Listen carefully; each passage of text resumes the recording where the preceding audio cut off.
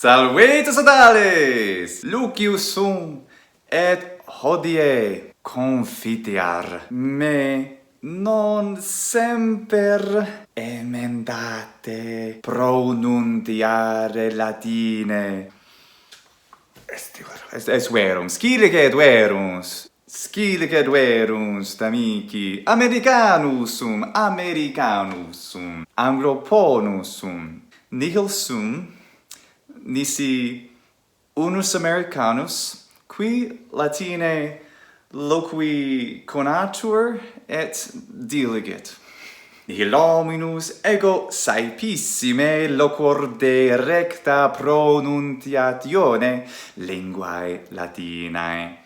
Sed in multis rebus non sum sequendus. Exempli gratia, propteria quod Italus non sum, vocales minus puras effero.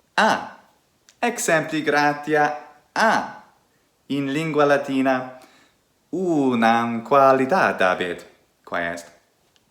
Itali optime dicunt hunc sonum, Hispani quoque, semper, sed non nunquam dico puella, pro puella. Cur? Quia Angloponus sum, qui Americanus sum, ergo, si unquam me auditis Latine dicentem, nolite imitari hoc, alio vocalis, quam non nunquam male enuntio est I. Exempli gratia, interdum dico intellego.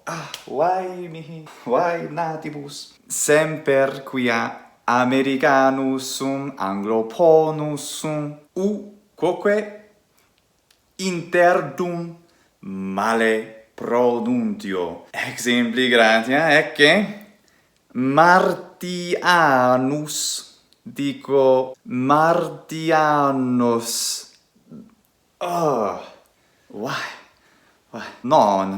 Non sic, non Martianus, seu Americanus, Martianus est U. Vocalis U, semper U, non U. U non extat in lingua Latina, non in lingua classica, tantum modo in oribus Germanorum et Anglorum et Americanum et aliorum barbarorum, qui sumus, non sumus Romani, barbari sumus. Paulus, in hoc ipso vocabulo Americanus, haec tria vitia mea insunt, Americanus,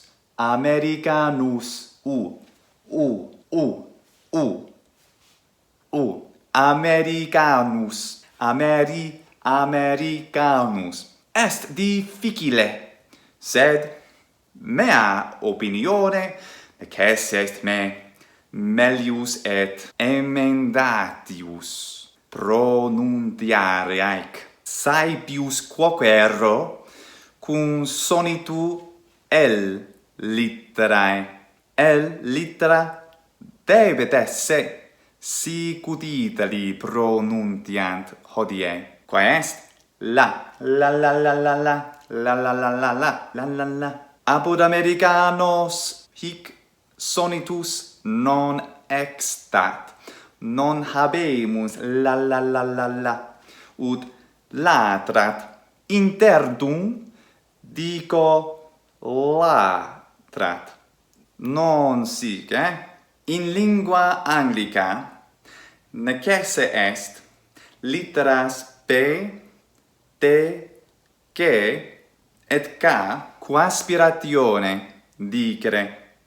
Exempli gratia cat. Cat non est cat, est cat. Aspirationem adibemus, sic est in linguis natis ex proto-germanica lingua, scilicet lingua germanica odierna, Anglica, inter alias, inter alias, non inter, inter alias, inter alias, quivi, ego diximod nunc quivi, non cum aspiratione, non quivi, non quid, non cur, hic est barbarismus maximus, quia cantat, Julia cantat, non Julia cantat, non, nec tu, sed tu, nec plus, sed plus,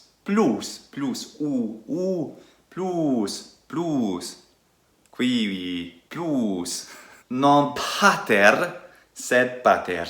Has aspirationes nihil hominus non nunquam effero, non nunquam dico, nolite hoc imitari, longitudines vocalium, exempli gratia, non semper recte dico, longas vocales. Fortasse dicam vocalis, discrimen est, vocare, vocabulum, sed vocis, voces, vocales, neces est recte pronuntiare, et ego erro, non nunquam ego maledico exempli gratia, discrimen magnum est inter ero et erro, eramus et erramus, nolite erramus, singula est simplex, ero in futuro, eramus heri, erro deambulo, erramus deambulamus. Ego quoque non nunquam hoc mendum facio, nolite hoc facere. Aliud mendum est dico intertum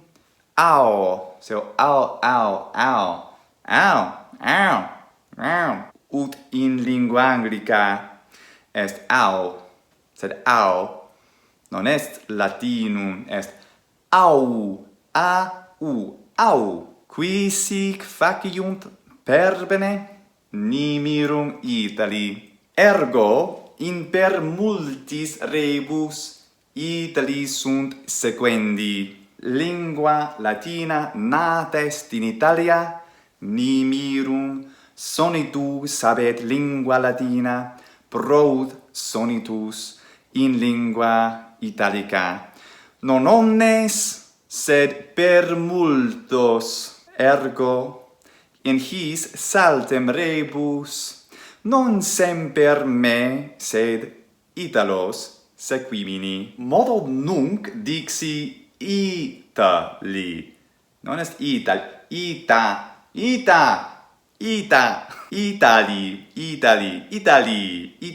Itali, opus est os aperire plus, Itali, nobis Angloponis est difficilius factu, sed bellus conari. Exemplum dabo, ecce Scorpio interdum, interdum Scorpio, non hoc, Scorpio Martianus, non Martianus, Scorpio Martianus Logos Stellaris, non Stellaris, Latinus us, gratias quod spectavistis, huic canali subscribite quaeso, curate ut Ciceronianissime valeatis, et loquamini.